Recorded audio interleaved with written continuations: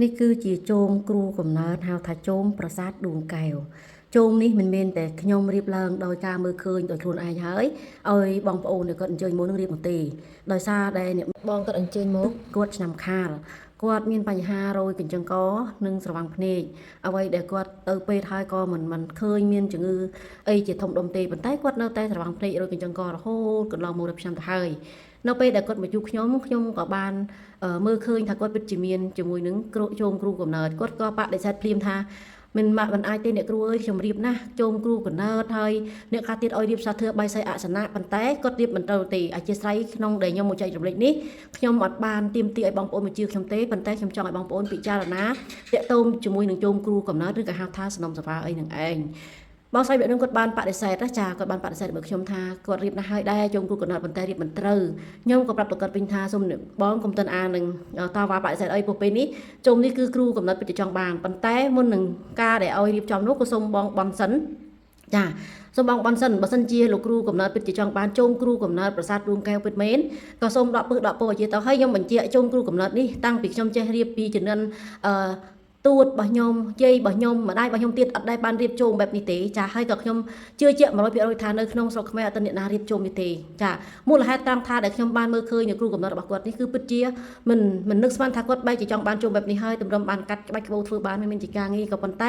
ខ្ញុំអត់ទាន់បានរៀបឲ្យគាត់ទេដោយសារមូលហេតុត្រង់ថាឲ្យគាត់បានសិនបើគាត់អត់ទាន់ជឿជាក់ថាគាត់ធ្លាប់រៀបហើយខ្ញុំក៏មិនបានឲ្យគាត់ជឿទាំងស្រុងដែរព្រោះការជឿពីខ្ញុំនោះថាតែការពិតយ៉ាងម៉េចខ្ញុំបានឲ្យបងស្រីគាត់ឲ្យធុបបន់ថាបើសិនជាពិតជាលោកគ្រូកំណត់ខ្លាំងពូកែពិតមែនចង់បានជុំដែលមានក្បាច់រចនាជាមួយនឹងស្លឹកវិញគឺស្លឹកត្រៃសូចាហើយឆ្នាំរបស់គាត់គឺឆ្នាំខាលហើយនេះគឺជាជុំដែលលោកគ្រូកំណត់របស់គាត់ចង់បានគឺហៅថាជុំប្រាសាទដួងកែវចានេះគឺជាជុំដែលគាត់ចង់បាន7ថ្នាក់ណាបងប្អូនចាហើយមិនមែនមានសាធើបាយសីអីទេណាបាយសីសាធើជារបស់ខ្ញុំចាតែនេះជារបស់គាត់ខ្ញុំមកថតបង្ហាញជូនបងប្អូននេះគឺខ្ញុំចង់ឲ្យបងប្អូនស្វែងយល់ពីជំនឿហេតុអ្វីបានត្រូវជឿនិងហេតុអ្វីបានមិនត្រូវជឿការដែលយើងត្រូវជឿនោះគឺជឿតែការពិត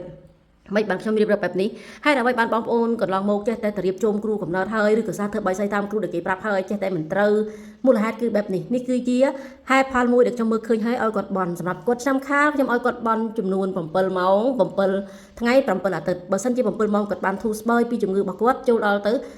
7ថ្ងៃបើ7ថ្ងៃបានធូរស្បើយបន្តចូលដល់7អាទិត្យការកំណត់នៅ7អាទិត្យរបស់គាត់ឲ្យធូបបានដល់ខ្លួនគាត់ផងគាត់ក៏បានធូរស្បើយពិតមែនហើយការដែលរៀបចំនេះគឺចេញពីគ្រូកំណត់របស់បងស្រីតែម្នាក់ប៉ុណ្ណោះមិនមែនចេញពីខ្ញុំទាំងស្រុងខ្ញុំគ្រាន់តែមើលឃើញហើយឲ្យគាត់បន់ជាក់ស្ដែងណាស់នៅពេលដែលឲ្យគាត់បន់ហើយគាត់ក៏ទទួលបានជាមួយនឹងការរៀបចំជាមួយនឹងជោមគ្រូកំណត់ប្រាសាទដួងកែវនេះខ្ញុំបានរៀបចំជូនទៅគាត់ទី1ជោមគ្រូកំណត់នេះតើតើយើងរកទៅត្រូវហើយការបេះបន់នេះខ្ញុំបញ្ជាក់ទៅលើការសម្បត្តិនិមិត្តរបស់គាត់ទៀតចាបើលោកគ្រូកំណត់ពិតជាចង់បានមែនសូមទៅបង្ហាញម្ចាស់រូបហើយខ្ញុំរើសម៉ោងឲ្យគាត់ឲ្យធូបដើម្បីបួងសួងបែបបន់ដល់លោកគ្រូកំណត់បើពិតជាឲ្យម្ចាស់រូបនេះរៀបចំជាមួយនឹងជុំប្រាសាទដួងកែវនេះពិតមែនសូមឲ្យម្ចាស់រូបនោះបានសុបិននិមិត្តឲ្យបានឃើញនិងដឹងខ្លួនឯងខ្លះកុំឲ្យចេះតែមកបញ្ជាក់តាមខ្ញុំជាគ្រូព្រោះមូលហេតុតាំងថាបងស្រីមិនមែនជាមនុស្សលេខ8ដែលអាចលោកបង្ហាញបានជាក់ស្ដែងទេដូច្នេះបងស្រីអាចលោកបង្ហាញតាមសុបិននិមិត្តចាពីមួយថ្ងៃទៅមួយថ្ងៃនៅពេលដែលគាត់បានឲ្យធុបបែបបន់រួចហើយគាត់ក៏បានសុបិននិមិត្តនៃការចង់បាននោះមិនបញ្ជាក់ទៅលើជុំប៉ុន្តែមានគេបញ្ជាក់ពាក់ព័ន្ធជាមួយនឹងការស្រឡាញ់នៅក្បូរក្បាច់រចនាដែលតែងតែការបង្ហាញពីខ្ញុំធម្មតាការបង្ហាញពីខ្ញុំនិយាយការបង្ហាញគឺបែបនេះប៉ុន្តែការសម្បត្តិរបស់គាត់គឺបញ្ជាក់ជាមួយនឹងការស្រឡាញ់ជាមួយនឹងរបស់មួយដែលជាប្រាសាទពោះដូច្នេះហើយក៏បញ្ជាក់ទៅលើការដែលគាត់សម្បត្តិនោះរយៈពេល3ថ្ងៃជិបគ្នាគាត់ក៏សប្បាយចិត្តហើយក៏ជំងឺរបស់គាត់ក៏បានធូរស្បើយមិនមែនជាដោយសារតែការបែបបន់តែមួយមុខទេណាបងប្អូនខ្ញុំបញ្ជាក់ឧទាហរណ៍អញ្ចឹងបើសិនជាគាត់ត្រូវមានជំងឺដោយការព្យាបាលដោយវិជ្ជាឬក៏ពេទ្យហ្នឹងហៅថាពេទ្យហ្នឹងគឺយើងត្រូវតែមិនបាច់ចាំរៀបជុំនេះទេប៉ុន្តែបើសិនជាគាត់កន្លងមកលេបឆ្នាំទៅអស់ចិត្តហើយយើងមករកឃើញបែបនេះយើងបន់ទៅជាយើងក៏ត្រូវតែរៀបជុំនេះព្រោះយើងបន់ហើយណាចាយើងបន់ហើយការពិតជាក់ស្ដែងពិតប្រាកដមែនដូច្នេះហើយនេះជាហេតុផលដែលខ្ញុំចង់បញ្ជាក់និងជម្រាបជូនទៅពុកម៉ែបងប្អូនឲ្យគិតមុននឹងជឿជំនឿគឺមានការពិតបើយើងបញ្ជាក់ឲ្យឃើញហើយយើងធ្វើគឺដឹងតែត្រូវតែបើយើងទៅរកគេហើយគេឲ្យរៀបគេឲ្យចំទាំងដែលយើងមិនដឹងវគ្គផ្នើផងអត់មានពេលវេលាសម្រាប់បែបបានចិត្តទៅធ្វើទិញដាក់ទៅឬគេថាចាធ្វើទៅណាចាទៅរៀបដល់ដូនតាប៉ុន្តែធ្វើទៅយកទៅដាក់ទៅខុសម៉ោងខុសពេលចំពេលសត្រូវដាក់ទៅមានតែរឿងចំពេលចោដាក់ទៅចិត្តតែបាត់បង់បញ្ហាអត់ចេះចប់អត់ចេះហើយមិនថាពេលវេលាមួយណាក៏ដោយសំខាន់ណាស់ការកាន់ក្របនេះគឺត្រូវចេញពីលេខរបស់យើងខ្លួនឯងនេះគឺជាការពិតជាក់ស្ដែងនៃជំនឿសប្តាហ៍ថ្ងៃនេះជំនឿរបស់យើងគឺកាន់តែខើយទៅមូលហេតុតាំងថាមនុស្សមួយចំនួនដែលតាំងតួធ្វើជាគ្រូនោះចេះតែចោទចេះ តែបំពេញធ្វើឲ្យមនុស្សយើងឆ្លោះគ្នាណាបញ្ហាអត់ចេះចប់ដោយសារអីការចោទពលឹងដូនតាទាំងដែលដូនតាគេមិនចង់បានអ្វីទាំងដែលគ្រូកណ្ដាលគេមិនត្រូវការឲ្យរៀបចំតែយើងចេះតែឃើញចេះធ្វើដោយសារយើងជាអ្នកលក់របស់របរទាំងអស់នោះដូច្នេះអ្វីដែលខ្ញុំអាចបញ្យល់ទៅបានខ្ញុំមិនបញ្យល់ទៅលើមនុស្សដែលតាំងតួជាគ្រូទេត្រង់ថាបើគាត់ត្រូវការធ្វើជាចោរដើម្បីរួចគេជាសិទ្ធិរបស់បុគ្គលមិនខ្ញុំផ្ដល់ឲ្យគាត់ទៅរួចគេទេអានឹងសិទ្ធិរបស់គាត់តែសម្រាប់ខ្ញុំចង់បញ្យល់ទៅបងប្អូនប្រុសស្រីឲ្យដឹងពីជំនឿចាព្រោះជំនឿនេះ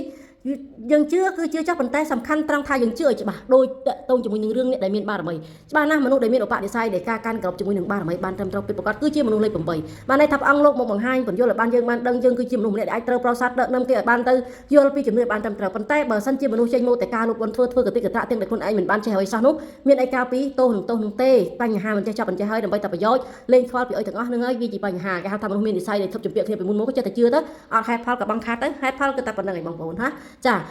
នេះជាហេតុផលដែលថាខ្ញុំបញ្ជាក់ជូនជាមួយនឹងជោមគ្រូកំណើតឬក៏តាក់ទងជាមួយនឹងជំនឿនេះបានត្រឹមត្រូវទៅបីតែមានតែរូបរាងប៉ុណ្ណេះក៏ពិតប្រាកដមែនប៉ុន្តែនៅខាងក្នុងឬក៏តាក់ទងជាមួយនឹងគ្រូកំណើតរបស់របងគឺគាត់ត្រូវការបែបហ្នឹងដូច្នេះយើងធ្វើបែបហ្នឹងជូនគាត់ហើយមុននឹងធ្វើដូចខ្ញុំជម្រាបខាងដើមណាចាគឺយើងត្រូវតែបន់សិន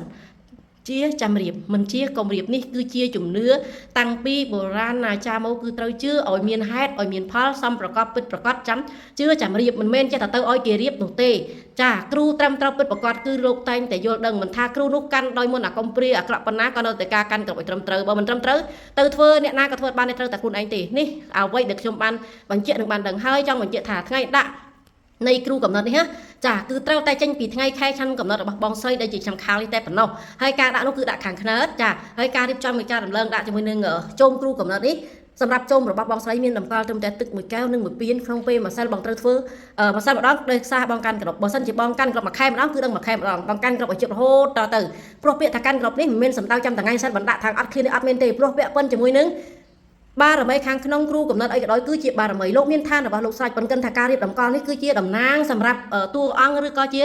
មនុស្សម្នាក់ដែលមានដួងកែវកំណត់ឬក៏ជាគ្រូកំណត់ដែលយើងត្រូវរៀបចំថាកាន់ក្របទៅបានសក់បានសានសល់ឲ្យជាពិតប្រាកដមែនដូច្នេះរកឃើញយើងធ្វើទៅនេះការរកឃើញដោយការបែបបន់ចេញពីសម័យខ្លួនមិនមែនចាំតែឃើញឲ្យធ្វើឲ្យបងប្អូនទៅធ្វើឲ្យខុសនោះទេបើសិនជាបងប្អូនធ្វើមិនត្រូវធ្វើក៏ខ្ញុំមិនឲ្យធ្វើនោះដែរតែនេះគឺជាអ្វីដែលខ្ញុំត្រូវរៀបចំជូនទៅបងប្អូនទាំងអស់គ្នាដែលគាត់បានមកមើលឲ្យឃើញហើយមួយទៀតនៅកន្លែងអាសនៈរបស់ខ្ញុំនេះខ្ញុំអត់មានជាមួយនឹងជុំគ្រូកណើតអត់មានរបស់អីសម្រាប់លក់ដូរទេគឺខ្ញុំគ្រាន់តែមានសម្រាប់ការដែលបងប្អូនមកជួបខ្ញុំមើលជាជើងលេខសិនដើម្បីបញ្ជាក់ថាតើគាត់បែបម៉េចណាចាបើមិនច្បាស់ការខ្ញុំអត់និយាយបើជួយគេមិនបានខ្ញុំក៏អត់ចង់បានរបស់អ្នកណាដែររឿងសទ្ធាខ្ញុំអត់តម្រូវត្រឹមថាឲ្យច្បាស់ការជាមួយខែខ្ញុំថៃកណើតទើបខ្ញុំបញ្ជាក់បានទៅវិញថាយើងគឺជាមនុស្សយ៉ាងម៉េចមិនមែនអង្គុយទាញមកពិភពលោកដើរផ្លូវតែមួយនោះទេណាចាព្រោះយើងមានខែខ្ញុំថៃកណើតខុសគ្នាអរគុណសម្រាប់ការដែលបងប្អូនទាំងអស់គ្នាតាមដានវីដេអូនេះហើយបើសិនជាបងប្អូនមិនយល់